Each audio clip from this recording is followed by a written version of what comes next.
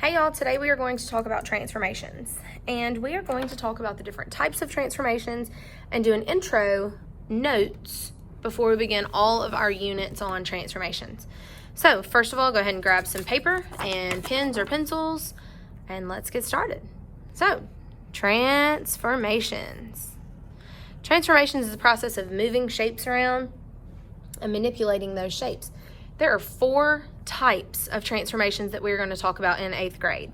So the 4 types of transformations .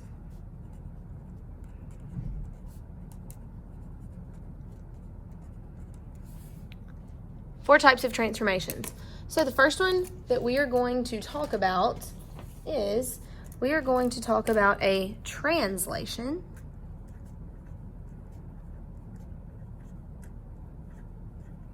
Okay, and a translation would be as if I was sliding something. I'm moving something from one place to another. I'm sliding it. Translation is like a slide. So if I were to have this pack of gum and I wanted to move this pack of gum, I'm going to slide it. I can slide it left and right. I can slide it up and down. That's not going to change the orientation of this pack of gum. The pack of gum is still going to look just like a pack of gum. It is not going to move around. It's not going to twist or flip or turn. It's going to stay in the orientation that it was when it began. So I can translate. I can slide something left and right. I can slide something up and down. That is a translation. Your shape will always be in the exact same area that it was.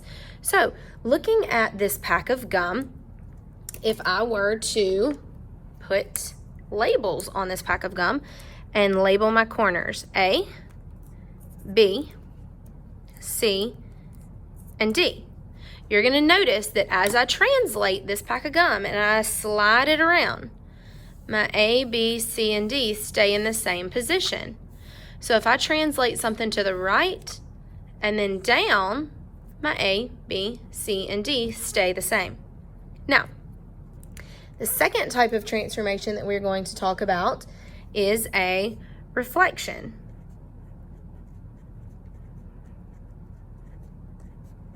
A reflection is a flip.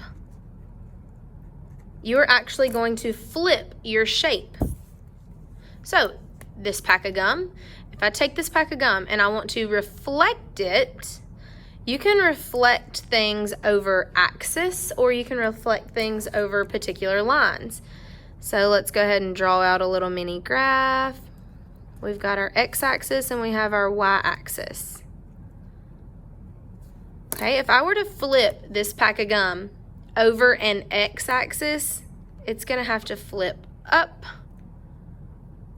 or it would have to flip down. Notice that it does change the orientation of that shape. It changes the letters. If I were to have these letters A, B, C, and D and I flipped this, my letters are going to flip. Now it's going to have A and what was that? A and C over here, and then B and D are going to be right there. If I flip it, you should notice that your letters are going to flip as well. See that A and C, as I'm flipping, they flip. Now, if I'm reflecting over a y-axis, your shape is going to be flipped left or right. If you're flipping over an x-axis, it's going to flip up or it's going to flip down. And you'll notice as you do that flip, watch those letters. They actually move with it. Okay, so that is a reflection, a flip. We also have a rotation. And a rotation is a turn. Now, there are different ways that you can turn. So, you can turn CW clockwise, which means you are actually turning like the shape of a clock. You're manipulating your shape. If I were to rotate this, and I were to turn it, I'm going to turn it like a clock moves to the right. And you notice that your letters are actually turning. Your letters are turning around as you're turning it to the right. Now, we have CCW, which is counterclockwise. And counterclockwise, if you were to draw out your little clock, it goes backwards. So if this were my shape, counterclockwise, my shape would turn left.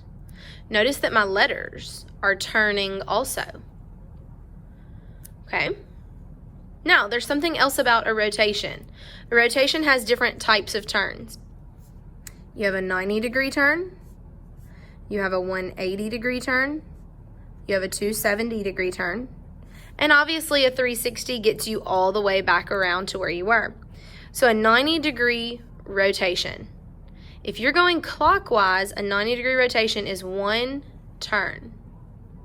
Now, when you're on your little sketched out graph, as you turn, your pack of gum or your shape or whatever it is actually turns to that next quadrant. It's going to actually turn into that quadrant. That would be a 90-degree turn.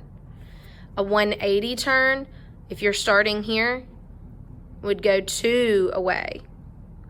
A 270, if you're starting here, it would go 3 away.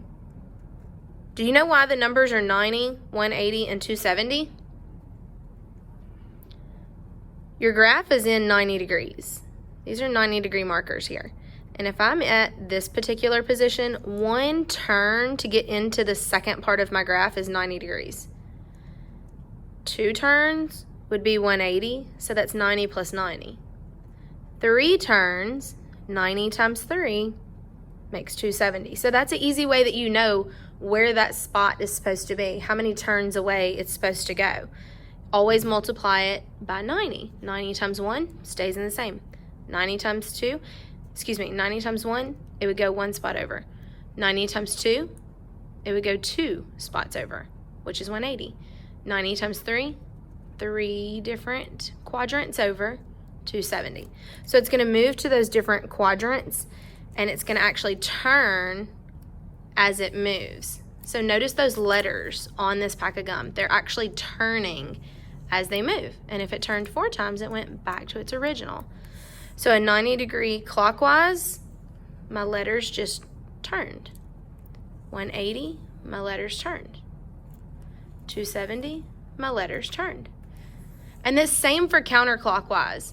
90 counterclockwise would be 1 turn. 180, 2 turns. 270, 3 turns. And back to the original. And then last, we have dilations.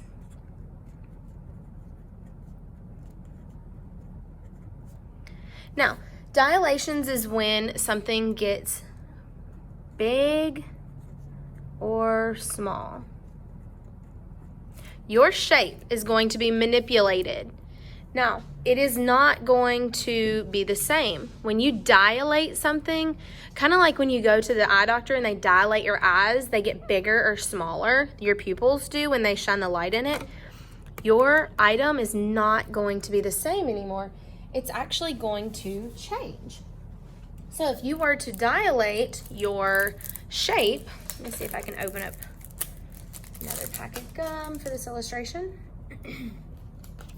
If you were to dilate this shape, and this was my original, remember a dilation means to get bigger or smaller. If this was my original, and now this is my new shape, did my shape dilate bigger or did it dilate smaller? Smaller, if this were my original. Now, if this were my original, it would have dilated how? Bigger. Now, in a dilation, you always take your x, y coordinates and you multiply them by however you want to divide. And anything bigger than 1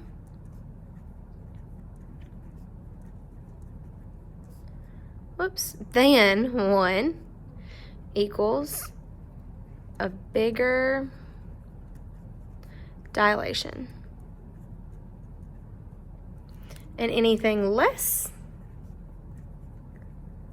than 1 equals a smaller dilation. So, bigger than 1, we call those enlargements.